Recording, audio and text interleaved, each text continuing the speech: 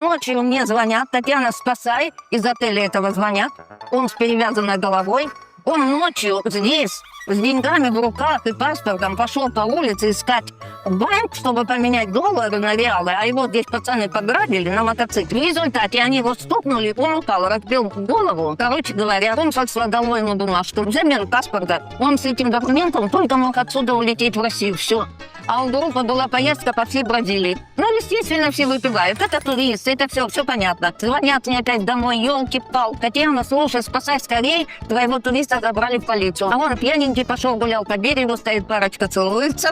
А он подошел сзади, женщину за попку, хватит вот так. Парень подпрыгнул, за ним погнался, этот побежал по песку в море, в океан. А был шторм, вызывают вертолет спасательный, вертолетом его вытаскивают. А на берегу его ждут спасатели, начинают откачивать. Он очухался, стал их бить.